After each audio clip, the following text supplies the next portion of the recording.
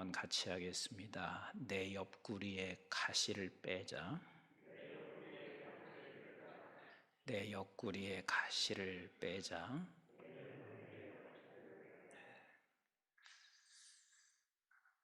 누구나 한 번쯤은 어린 시절부터 살아오는 동안 작은 가시든 큰 가시든 우리 살갗에 찔러본 적이 있을 것입니다. 그런데 이 가시가 작든 크든 우리 살갗에 찔려지면 그게 계속해서 신경 쓰여지고 또 그것을 반드시 빼야만 우리가 일상생활을 하는데 불편함 없이 살게 되어 있습니다. 그런데 어쩌다 보면 깊게 이 가시가 살갗 속으로 들어가서 빼지 못하고 또 뺄 수 있는 시간을 놓치다 보면 그저 어느 날 이 가시는 내 살갗 속에서 그냥 머물러 살아가다 보면 그저 잊은 채 사는 경우들도 종종 있습니다. 우리 각자에게는 반드시 가시가 있습니다. 우리에게도 가시 있고 여러분들 모두도 각자 가시가 있을 수 있습니다. 그 어떤 가시냐면 우리는 내 육체가 세상 사람들과 구별된 육체입니다. 왜요? 우리 주님이 머리 되시고 우리는 지체입니다. 그래서 그 한 몸 된 하나님의 백성들에게 이 세상은 우리에게 늘 가시로 다가오고 있습니다. 세상을 등지라는 것이 아니라 이 세상에 살면서 우리는 이 가시가 우리를 늘 찔릴 수밖에 없습니다. 근데 우리는 어느 순간에 벌써 무감각해져 버렸고, 그러나 무감각해져 있는 저와 여러분들 속에 머리 대신 우리 주님은 우리가 찔려지는 가시를 아주 느끼시면서 아파하시고 계신 주님이시고, 그래서 우리는 가시가 찔려서 그저 최소한도 주일날 한번 하나님의 말씀을 들으면서 꼭 진통제처럼 그 삶을 살아가고 있는 우리의 모습이 아닌가 생각해 봅니다. 이스라엘 백성들, 하나님이 택한 이스라엘 백성들 한 사람 한 사람에게 가시가 있었습니다.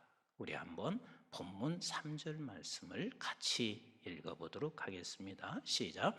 그러므로 내가 또 말하기를 내가 그들을 너희 앞에서 쫓아내지 아니하리니 그들이 너희 옆구리에 가시가 될 것이며 그들의 신들이 너희에게 올무가 되리라 하였느니라. 자, 이스라엘 백성들의 옆구리에 뭐가 가시가 될 것이며 너희 신은 신들의 올무가 될 것이다. 그러면 이스라엘 백성들의 가시는 뭐예요?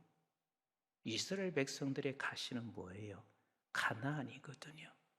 이 가나안을 하나님께서는 진멸해서 없이라고 했는데 이스라엘 백성들은 가나안을 진멸하지 못했습니다. 그 진멸하지 못한 이유가 뭐랬어요? 사사기 1장 19절부터 21절 말씀을 같이 읽어봅니다. 시작. 여호와께서 유다와 함께 계셨으므로 그가 산지 주민을 쫓아내었으나 골짜기의 주민들은 철병거가 있으므로 그들을 쫓아내지 못하였으며 그들이 모세가 명령한 대로 헤브론을 갈렙에서 주었더니 그가 거기서 아낙의 세 아들들을 쫓아내었고 베냐민 자손은 예루살렘에 거주하는 여부수 족속을 쫓아내지 못하였으므로 여부수 족속이 베냐민 자손과 함께 오늘까지 예루살렘에 거하니라. 자, 가나안 족속을 쫓아내지 못한 이유가 뭐라고요? 이유가 뭐라고요? 즉 가나안은 가시인데 이 가시를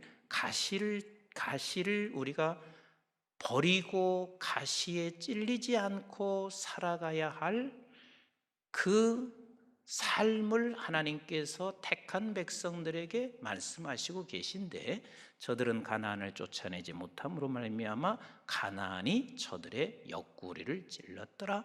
그런데 이 가나안을 쫓아내지 못한 이유는 뭐라? 철병거와 그리고 거대한 산성들이었습니다. 그래서 저들은 이 가나안을 쫓아내지 못했고, 쫓아내지 못한 이 가나안은 저들의 옆구리에 가시가 돼버리고 말았습니다. 자, 그러면 실제 가나안이 가시일까? 또 철병거가 가시일까? 사실은 이 철병거가 가시가 되는 것도 아니고 가나안이 가시가 되는 것이 아니고, 실제 가시는 뭐냐면, 같이 합시다. 믿음 없는 것이 가시라. 믿음이 없는 것이 가시입니다.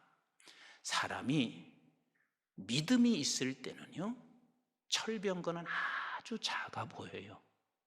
근데 우리 하나님은 굉장히 크신 분으로 볼 수 있게 되어져 있습니다. 그러나 믿음이 없으면 철병거는 어마어마하게 크게 되고 하나님은 아주 미세하게 보여지기 시작합니다. 다윗이 골리앗 앞에 섰습니다. 다윗에게는 골리앗은 철병거요, 거대한 산성입니다.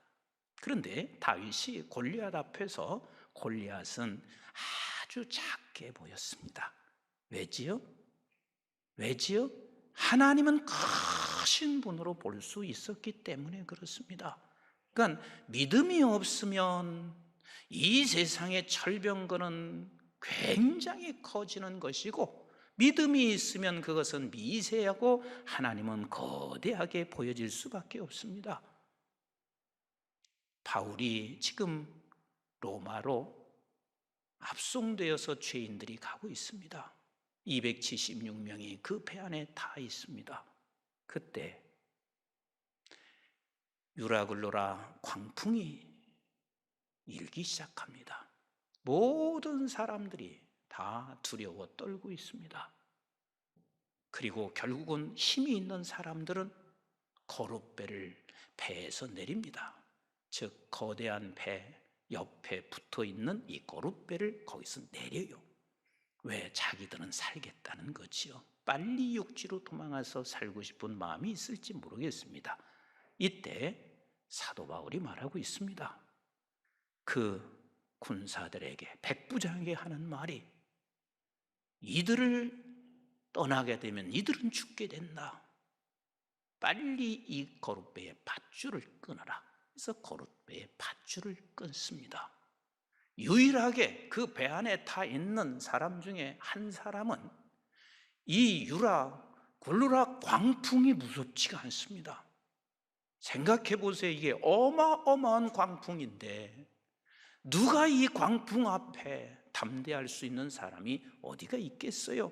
그런데 믿음의 사람은 하나님은 거대하게 보여요. 그래서 그가 자신 있게 이렇게 말하고 있습니다. 하나님께서 이 배 안에 있는 모든 사람들을 다 생명을 구원하게 하신다라고 말씀하시고 계세요. 그런데 믿음이 없는 사람들은 이 광풍이 너무 커, 어마어마하게 커. 그리고 하나님은 보여지지 않습니다. 여러분, 믿음 없는 게 곧 가시요. 그래서 우리는 내 옆구리에 가시를 빼어야 할 것이 무엇이냐면, 우리는 믿음 없는 이 가시를 빼는 것, 이것이 곧 회개일 것입니다. 아멘이신가요? 우리 함께 오늘 이 시대 속에서 믿음 없는 가시를 우리 오늘 이 시간 다 함께 빼지는 역사가 있기를 주님의 이름으로 축복합니다. 주님의 이름으로 축복합니다. 오늘 이 본문 속에서 사사기 2장 1절은 우리에게 이렇게 말씀하시고 계십니다. 만약에 이 믿음만 있었으면 저들은 철병거가 저들에게 두려움이 되지 않았을 것입니다. 여호와께서 이렇게 말씀하시고 계세요. 시작. 여호와의 사자가 길갈에서부터 복임으로 올라와 말하되, 내가 너희를 애굽에서 올라오게 하여 내가 너희의 조상들에게 맹세한 땅으로 돌아가게 하였으며, 또 내가 이르기를 내가 너희와 함께 한 언약을 영원히 어기지 아니하리니 하나님께서는 벌써 무엇을 약속하시냐면 너를 반드시 가나안으로 돌아가게 할 것이라 라고 약속하시고 계시고, 이 약속은 영원한 약속이고, 즉 다시 말하면 변할 수 없는 약속이란 말이에요. 즉 이것을 만약 저들이 믿었다면 철병거 앞에서 저들이 두려워 떨며 결국은 하나님이 말씀하신 진멸하라고 하는 말씀을 저들이 반드시 순종을 했을 것입니다. 그들을 진멸하지 아니함으로 말미암아 저들은 구별된 삶이 아니라 가나안 사람들이 섬기고 있는 우상들이 결국은 당신들이 섬기는 우상이 되어버리는 이 비극이 저들에게 찾아오게 됐다, 그 말이에요. 하나님께서는 이 민족 전체를 윤택하게 하실 것입니다. 그런데 중요한 게 있습니다. 이렇게 하나님께서는 우리의 모든 것을 다 윤택하게 한다 할지라도 더 중요한 것은 우리는 세속화되어져서 이 세상을 우상으로 섬기고 결국은 하나님이 하시는 일인데 이 하나님이 주신 것이 우상이 되고 그것이 우리에게 하나님이 되어져 가는 것만큼은 누구에게는, 믿는 백성들에게는 반드시 막아줘야 되며, 우리 믿는 백성들만큼은, 세상 사람들은 사람이 잘나서 그렇다고 말을 하고 있을지 모르지만 믿음의 백성들은 하나님이 다 하셨습니다. 하나님이 이루셨습니다. 이것을 우리가 고백하기를 원하시는 우리 하나님이세요. 근데 저들은 지금 이 아버지 하나님의 약속을 믿지 못함으로 말미암아 2절 한번 보세요. 2절 시작. 너희는 이 땅의 주민과 언약을 맺지 말며 그들의 제단들을 헐라하여 끊을. 그러니까 여러분, 가나안 자체를 하나님이 멀리하기를 원하는 것이 아니라 너희들이 가나안과 함께 하다 보면 그들의 제단을 너희들이 따라가고 섬길 수밖에 없는 걸 조심하기를 원하셨단 말이에요. 그런데 저들이 어떻게 했어요? 시작. 너희가 내 목소리를 들었어요? 안 들었어요? 안 들었어요. 어찌하여 그리했느냐? 너희들이 내 목소리를 정종하지 아니했다는 말은 하나님께서 우리에게 말씀하신 약속의 말씀들을 저들은 믿지 아니했단 말이에요. 믿지 아니하는 결과로 말미암아 너희들에게 어떤 일이 벌어진 줄 알아? 3절 말씀하시고 계세요. 시작. 그러므로 내가 또 말하기를 내가 그들을 너희 앞에서 쫓아내지 아니하리니 그들이 너희 옆구리에 가시가 될 것이며 그들의 신들이 너희에게 올무가 되리라 하였으며 그랬습니다. 너희가 쫓아내지 아니하는 결과가 어떻게 된 줄 아나? 너희들에게 반드시 옆구리에 가시가 될 것이다. 즉 믿음 없는 결과는 반드시 우리에게 옆구리에 가시가 되게 되어져 있습니다. 그래서 하나님께서 여호와의 사자를 통해서 이것을 지금 꾸짖고 계세요. 4절 보세요. 시작. 여호와의 사자가 이스라엘 모든 자손에게 이 말씀을 이름에 백성이 소리를 높여 운지라. 울었다는 말은 저들이 하나님 앞에 회개한 것입니다. 회개한 것입니다. 뭘 회개하는 것이냐면, 같이 합시다. 믿음 없음을 회개한 거예요. 그리고 5절에 이렇게 말씀하시고 계시죠. 시작. 그러므로 그곳을 이름하여 복임이라 하고 그들이 거기서 여호와께 제사를 드렸더라. 즉 믿음 없음을 하나님 앞에 눈물로 회개한 것이 바로 복음이었더라. 그래서 복음은 울었다는 뜻이거든요. 그래서 저와 여러분들이 날마다 나의 삶 속에, 우리의 생활 속에 복음이 있기를 주님의 이름으로 축복합니다.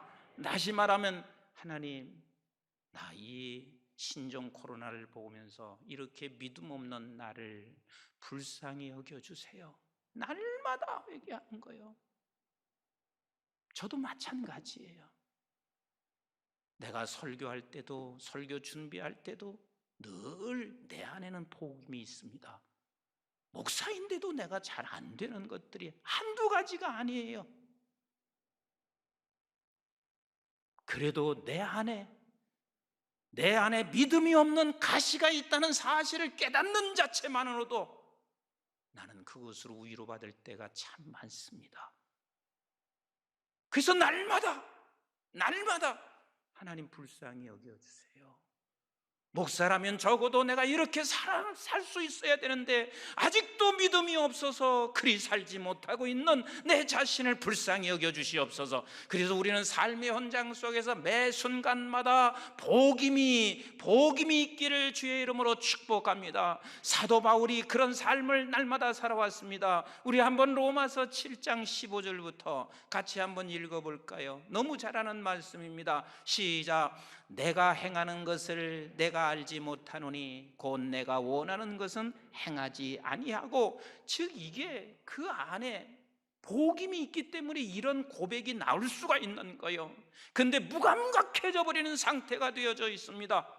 사람이 어느 날 보면 내가 가시가 있음에도 불구하고 우리는 무감각해져 버리고 있습니다. 이게 얼마나 무서운 일인지 모릅니다. 그래서 우리는 진통제를 각각 한 번씩 먹으면서 50년 60년을 그렇게 총알을 집어넣고 살아가는 사람이 될 수가 있단 말이에요. 무감각해지는 사람, 하나님의 말씀 앞에서도 전혀 무감각해집니다. 그런데 지금 이런 고백은 바울만의 고백이 아니라 우리 모든 하나님의 백성들의 고백이 되기를 원하기 때문에 이것이 계시의 말씀으로 기록되어진 것을 믿으십니까? 우리 조금 계속 읽어보겠습니다. 16절 시작. 만일 내가 원하지 아니하는 그것을 행하면 내가 이로써 율법이 선한 것을 시인하노니 이제는 그것을 행하는 자가 내가 아니요 내 속에 거하는 죄니라. 내 속 곧 내 육신에 선한 것이 거하지 아니하는 줄을 아노니 원함은 내게 있으나 선을 행하는 것은 없노라. 내가 원하는 바 선은 행하지 아니하고 도리어 원하지 아니한 바 악을 행하는도다. 만일 내가 원하지 아니하는 그것을 하면 이를 행하는 자는 내가 아니요 내 속에 거하는 죄니라.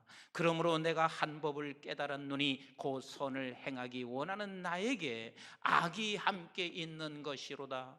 내 속 사람으로는 하나님의 법을 즐거워하되 내 지체 속에 한 다른 법이 내 마음의 법과 싸워 내 지체 속에 있는 죄의 법으로 나를 사로잡는 것을 보는도다. 오호라 나는 곤고한 사람이로다. 이 사망의 몸에서 누가 나를 건져? 복임입니다. 이 사망의 몸에서 믿음 없는 나, 여전히 이 세상 속에 살아가고 있는 나는 여전히 부족하고 아무것도 할 수 없는 나.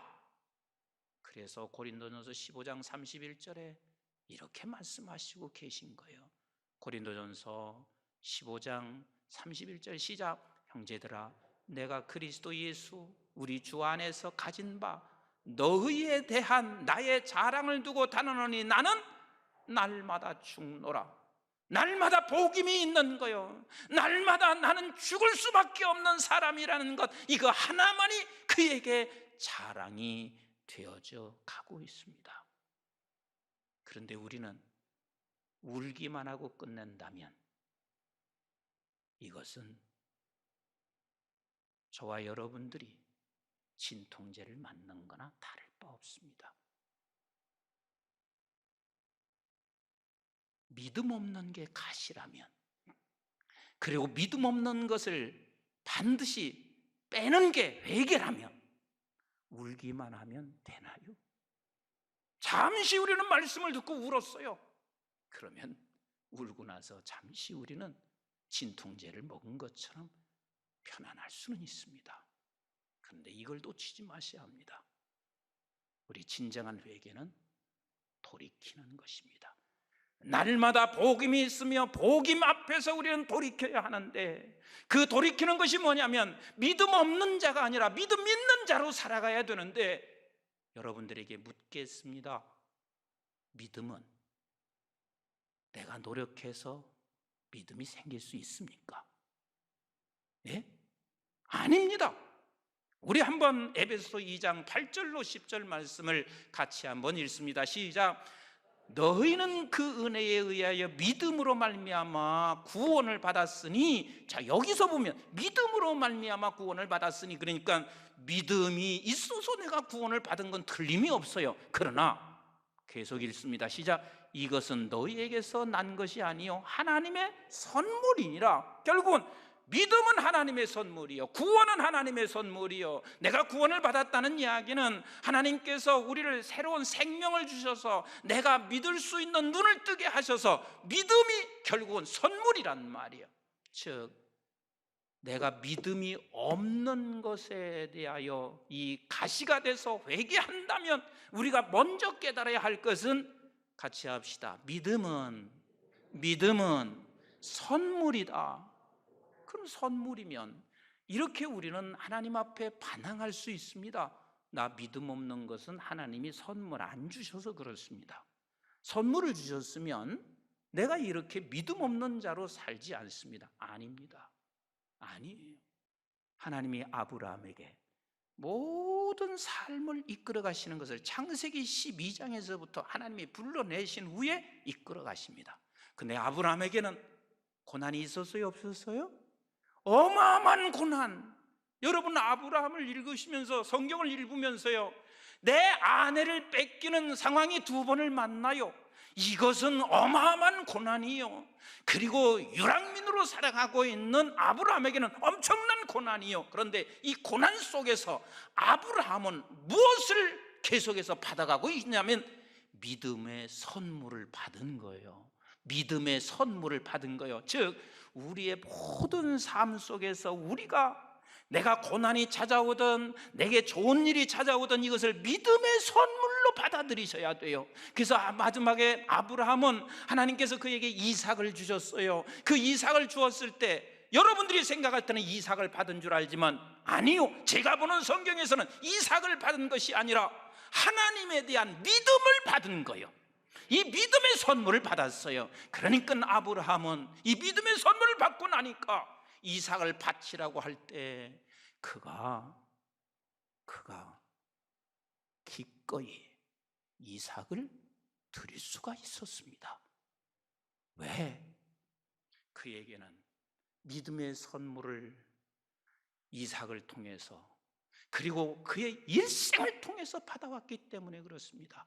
지금 여러분 신종 코로나 왜 이런 일이 발생했을까? 우리는 이렇게 생각할 수 있는 사람들이 대다수의 사람이지만 저와 여러분들은 이 상황 속에서도 믿음의 선물을 여러분들이 받으시기를 주의 이름으로 축원합니다. 그 믿음의 선물이 뭐냐고요?